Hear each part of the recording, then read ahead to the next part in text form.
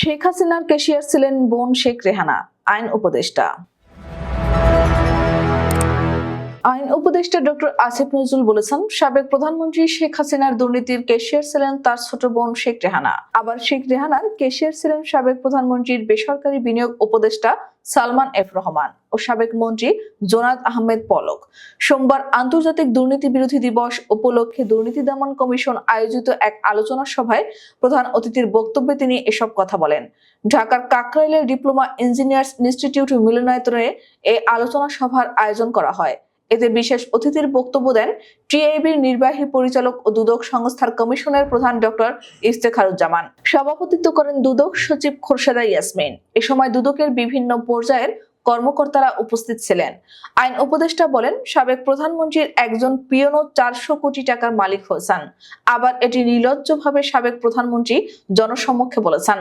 আসিফ নজরুল বলেন, প্রধানমন্ত্রীর একজন পিয়ন 400 কোটি টাকার মালিক হয় কিভাবে? তা আবার হাসতে হাসতে বলেন, তার পুরো পরিবারটি ছিল চোর। আওয়ামী লীগের 15 বছরের সরকারি বেসরকারি দুর্নীতির কথা তুলে আসিফ নজরুল বলেন, দুদকও ছিল, উচ্চ আদালতও ছিল, কিন্তু কোনো বিচার হয়নি। এই বিচার না হওয়ায় সমাজে দুর্নীতি প্রতিষ্ঠা পেয়েছে। শেখ হাসিনার আমলে দুদক তার দাসে পরিণত হয়েছিল বিচার বিভাগও। ডক্টর আসিফ নজরুল বলেন, দুদক বিগত সরকারের দাসে পরিণত হয়েছিল। এখন কেউ দুদকের উপর চাপ সৃষ্টি করছে না। তিনি বলেন, অন্যায় না করলে রাজনৈতিক চাপ থাকলেও ভালো কাজ করা যায়। এবারের জুলাই অভ্যুত্থানের মধ্য দিয়ে তরুণরা রক্তের বিনিময়ে নতুন বাংলাদেশ এনে দিয়েছে। সভা শেষে সাংবাদিকদের এক প্রশ্নের জবাবে উপদেষ্টা বলেন, দুদকের কার্যক্রম পরিচালনার জন্য এই সময় অন্তর্বর্তী কোনো কমিশন গঠন করা হলে এ নিয়ে নানা জটিলতা দেখা দেবে। বেশি বিলম্ব না করে নতুন কমিশন দেওয়ার জন্য সরকার কাজ করছে।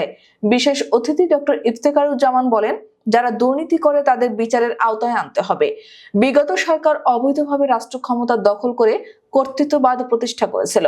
নজিরবিহীনভাবে বারবার বাজেটে কালো টাকা সাদা করার সুযোগ দেওয়া হয়েছে। কর্তৃত্ববাদ প্রতিষ্ঠার কারণে তরুণরা এর বিরুদ্ধে জেগে উঠেছিল। বিগত দিনে কমিশন কর্মীরা দুর্নীতিতে নিমজ্জিত ছিল। দুদককে ঢেলে সাজাতে সাঁড়াশি অভিযান চালাতে হবে। উল্লেখ্য, দেশের সবচেয়ে বড় ও ব্যয়বহুল প্রকল্প রূপপুরের পারমাণবিক বিদ্যুৎ কেন্দ্র। গ্লোবাল ডিফেন্স কর্পোরেশন এর প্রতিবেদন অনুযায়ী রাশিয়ার সহযোগিতায় বিদ্যুৎ কেন্দ্রটির নির্মাণে খরচ ধরা হয় $1,265 কোটি। প্রয়োজনের তুলনায় যা অনেক বেশি, যাতে মালয়েশিয়ার একটি ব্যাংকের মাধ্যমে শেখ হাসিনাকে এই বাজেট থেকে $500 কোটি আত্মসাতের সুযোগ করে দেয় প্রকল্প বাস্তবায়নকারী সংস্থা রোসাট্রম। নিজের ভাগ্নি টিউলিপ সিদ্দিকের মধ্যস্থতায় রাশিয়ার সঙ্গে এই চুক্তি করেন তৎকালীন প্রধানমন্ত্রী শেখ হাসিনা। আর এই মধ্যস্থতার বিনিময়ে পাচার করা অর্থের 30% পেয়েছেন টিউলিপ, শেখ রেহানা ও পরিবারের কয়েকজন সদস্য। গ্লোবাল ডিফেন্স কর্পের দাবি, সে সময় ঢাকা মস্কোর $1 বিলিয়ন অস্ত্র চুক্তির মধ্যস্থতাও করেন তিনি। 2009 সালে প্রচ্ছায়া লিমিটেড নামে একটি ভুয়া কোম্পানি চালু করেন টিউলিপ সিদ্দিক।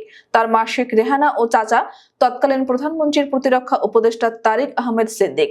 যুক্তরাষ্ট্রেও জুমানা ইনভেস্টমেন্ট নামে একটি কোম্পানি রয়েছে তাদের। গ্লোবাল ডিফেন্স কর্পের অভিযোগ, এ কোম্পানির মাধ্যমে বিভিন্ন দেশের অফশোর অ্যাকাউন্টে অর্থ পাচার করতেন শেখ হাসিনা।